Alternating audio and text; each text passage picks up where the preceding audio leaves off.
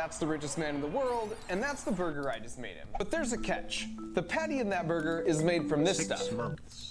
And the reason I can eat it raw is it's made entirely from plants. We've seen this before? Ah, that looked disgusting though. Holy shit, that looked so bad. About a year ago, I read about this powder you could add to super muddy water like this, and then you stir it up, and 5 minutes later, the mud has separated from the pure, clean, drinkable water. And as a man of science, I see this and it feels like nothing short of magic. I only make 12 videos a year, so I am really picky about what topics I will cover. And even though I usually just focus on using science and engineering to make totally ridiculous things,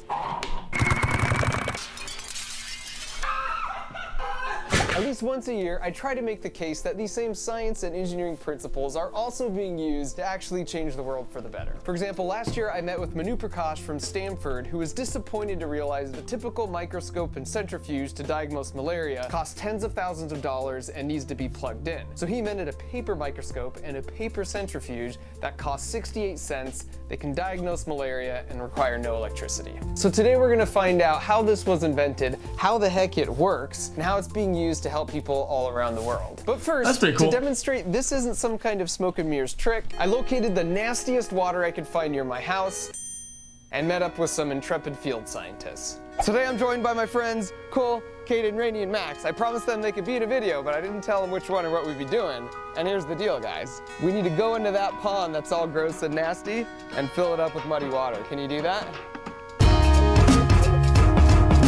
Holy shit. That was loud. You guys think this would be good to drink this? No. What do you guys give me if I take a sip of this? 20 bucks. 20 bucks? Okay. We're not gonna do anything to this one, but I'm gonna do something to this one. It's child labor. So then we can compare the two, okay? So I'm gonna take a little bit of this powder. I'm gonna put it in here.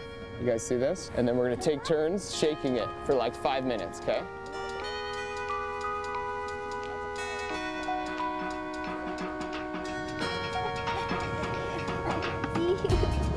Let's see what happens. That looks better. Yeah, that looks really better. Oh, that looks like... Okay, I'm gonna put my thumb at the water level so you know I'm not tricking you guys, okay? Ew. Some high quality H2O right there. All right, where's my 20 bucks, Rainey? Mommy. Chances are, if you're watching this video, you have essentially an endless supply of clean water at the pull of a lever. And because this is so easy, we tend to forget just how critical water is for us. You can live 3 weeks without food, but only a few days without water. And it's not just us. From plants to ants to bacteria, anything that is biological and living needs water to survive. Oh, that looks so cool. It's crazy, but there are no exceptions to this rule. Because of this, when NASA is looking for evidence of life outside our planet, we first start by looking for evidence of water. Given all that, it's a total bummer that nearly 1 billion people around the world don't have access to clean drinking water. Today, drinking contaminated water causes more deaths than HIV, AIDS, and malaria combined. And so that's why the powder in this packet is a really big deal. It was invented by a guy named Philip Suter. He's a laundry scientist at Procter & Gamble who was originally trying to figure out a way to separate dirt from used laundry water. And I want to be clear here, they are not sponsoring this video in any way. I just think what they're doing is really awesome and they deserve laundry scientist. So I was actually able to track Philip down and he told me all about how it worked. So essentially there's three processes. There's coagulation, then the next phase is flocculation, and then the last piece is the disinfection. You start with clean water like this, but now it's all brown because it's filled with lots of dirt particles, parasites, and bacteria. So you dump the powder in the water, and as Phil explained, the coagulant part of the powder goes to work first. It's basically seed crystals that are positively charged, and because the dirt in the water is negatively charged, these seed crystals act like dirt magnets. And these dirt magnets grow until they're each about 1 millimeter in size. The next part of the powder to activate is the flocculant, which is a polymer which you could think about as having huge long arms that wrap up all the little dirt magnet clumps, and now they form bigger chunks as large as a centimeter. And these chunks now are so big, they're just slightly more dense than the water, which means they sink to the bottom. And finally, the chlorine is released, and it goes to work on killing the 99.9999% of all the really tiny viruses and bacteria that are left in the water that didn't get Chat. if one lives, one little sucker, and then you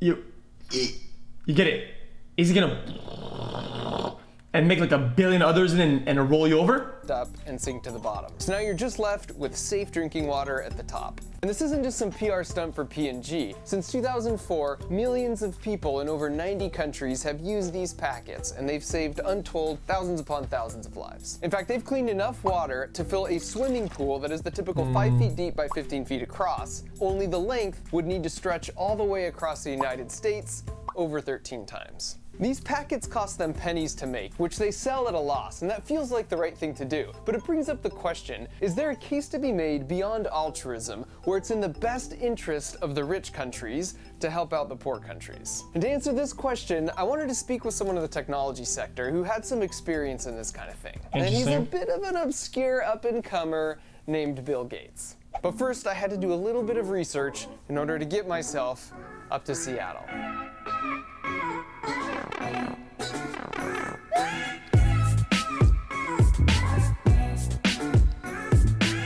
When I arrived, they told me I was free to make myself at home while I waited for flashbacks to yesterday, so I did what didn't it? any rational person would do given the circumstances. I made the richest man on planet Earth some pizza rolls.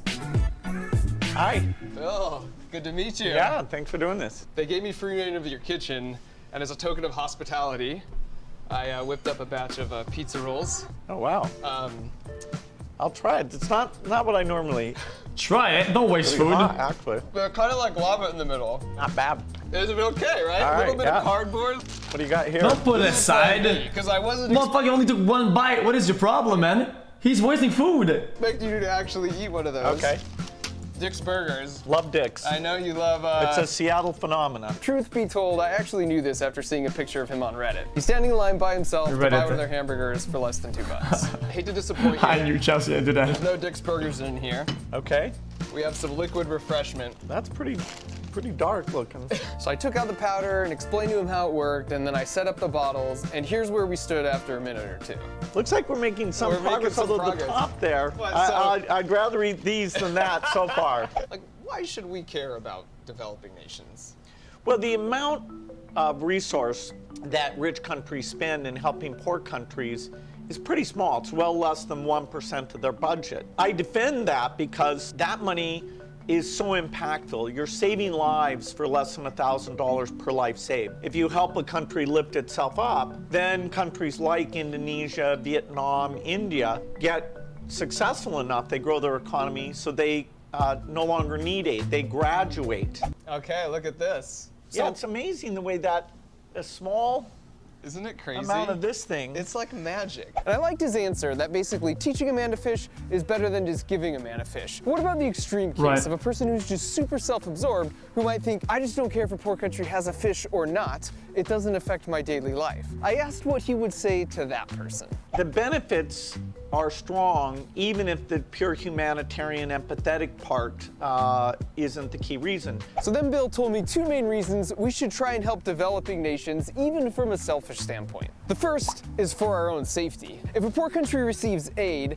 it fosters education and economic opportunity, which makes it more stable. And there's less of a reason for people to become desperate, which is a breeding ground for radical ideologies and terrorism. All America's top generals agree that foreign aid creates stability, which reduces the need for military spending and makes the world a safer place. Additionally, Bill told me there's the issue of diseases. When the next pandemic comes, there's a good chance it will be far worse than Ebola, and it will spread quickly into the rich countries. There's a huge benefit to us in helping these developing nations get their health systems to the point where they can detect and treat bad stuff before it has the chance to go global. And the second selfish reason for helping developing nations that we discussed together was for our own prosperity. After World War II, you think, hey, do we care about Japan? Well, hey, then Japan, Sony and Toyota, they're making good products. Yeah, let's not forget Nintendo. It's a win-win situation, where we want Japan to do well and make great products, and they're buying Boeing jets, Microsoft software. Well, it's also competition, right? Hypothetically. Hopefully. The idea that other countries doing well, it's not a zero-sum thing where, okay, if they do well, that means that it's, They said it's no. bad for us. Basically, we need Yeah, competition. It keeps people on their toes, you know? Keeps people going. It makes them, gives them an incentive that is less internal to do better.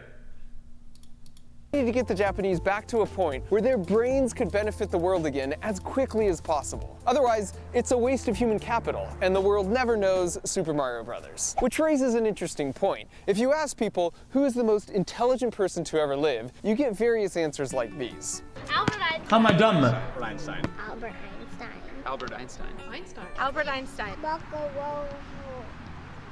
Did I tell you to say that? What?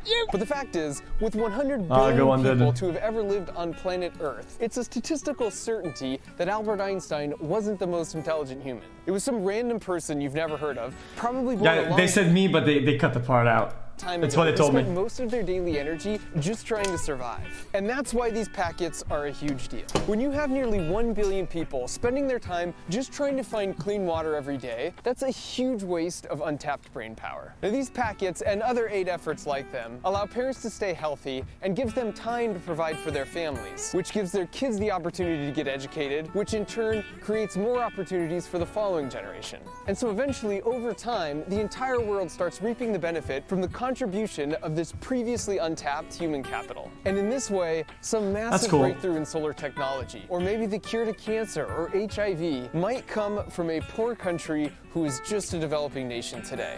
And I find that to be incredibly inspiring and a worthy goal.